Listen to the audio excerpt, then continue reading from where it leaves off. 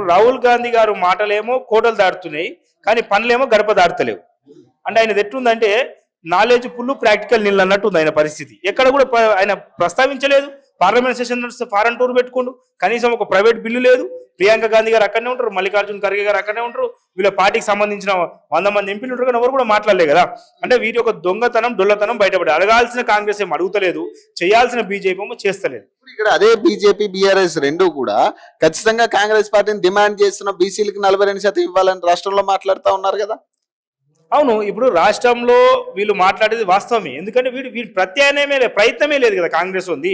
ఇప్పుడు Congress Rahul Gandhi private bill పెట్టి పోరాడితేనేమో BJP కూడా గోల్ అవుతుండే, బీజేపీ వాళ్ళని టార్గెట్ అవుతుండే. అసలు వీళ్ళు ప్రైవేట్ బిల్లే పెట్టలే కదా. బీఆర్ఎస్ నుంచి వదిరాజు రవిచంద్ర ప్రైవేట్ బిల్లు పెట్టేండు, మేము పోయి వాళ్ళని ఒత్తిడి చేస్తే ప్రైవేట్ బిల్లు పాపం ఆయన కూడా ముందుకు వచ్చిండు.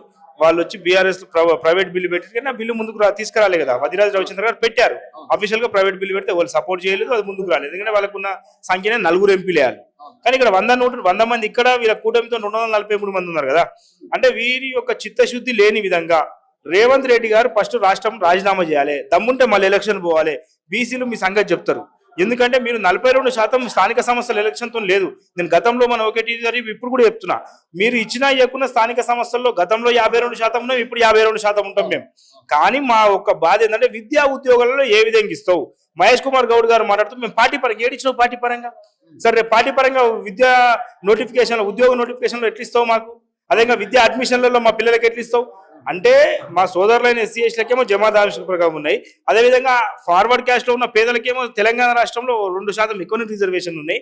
కానీ 60% ఉన్న బీసీలకు కేవలం 21%, అది కూడా అత్యవసర రిజర్వేషన్ తప్ప న్యాయమైన ధర్మమైన మాకు రిజర్వేషన్ లేవు. కాబట్టి ఖచ్చితంగా కాంగ్రెస్ పార్టీకి చిత్తశుద్ధి ఉంటే ఇప్పటికైనా ఎంపీటీసీ జెడ్పీటీసీ ఎలక్షన్ ఆపాలి, కనీసం పోరాటం చేయండి. ఇప్పుడు ప్రెసిడెంట్ ఆఫ్ ఇండియా వచ్చింది, పోరాటం చేయండి, పోయి అడగండి, ఒక నేతృత్వం బృందం పోయి వారికి కలవండి. ఇప్పుడు నేషనల్ హెరాల్డ్ కేసు అంశం మీద నిన్న నిరసన తెలిపే స్కోప్ ఉంది, కానీ కనీసం రాష్ట్రపతి దగ్గర ఈ నిర్ణయం తీసుకునే పరిస్థితి కానీ దీని గురించి మాట్లాడే పరిస్థితి కానీ లేని పరిస్థితులు కనపడతా ఉన్నాయి కదా. అవసరం లేని దానికేమో ఎక్కువ నిరసనలు తెలుపుతున్నారు, రకరకాల అంశాలు మాట్లాడుతూ ఉన్నారు. అవసరమైన దాని గురించి ఏమో ఒక్కరు మాట్లాడిన పరిస్థితి కనపడదు. మీకు ఇదే గతంలో చెప్పాను, ఇప్పుడు కూడా చెప్తున్నాను. మేము బంధుకాలు ఇస్తే మా పక్కకు వచ్చి ఫోటోలు దిగిర్రు, మేము ఢిల్లీ జంతర్ మంతర్ లో స్టే చేసుకొని నిరసన చెప్తే మా పక్కకు వచ్చి ఫోటోలు దిగిరు తప్ప వీళ్ళు సొంతంగా చేసింది ఏమీ లేదు. కాంగ్రెస్ పార్టీ అనేది బీసీలకు చిత్తశుద్ధిగా మేము ఇది చేసినామని నిరూపించుకోనికి ఒక అంశం కూడా వీళ్ళ ముందు లేదు. ఏదో 9 జీవో తీసి తప్ప జీవో నంబర్ 9 తీసేదాకా వీళ్ళ చిత్తశుద్ధి ఉందని ప్రజలు నమ్మే తప్ప 46 ద్వారా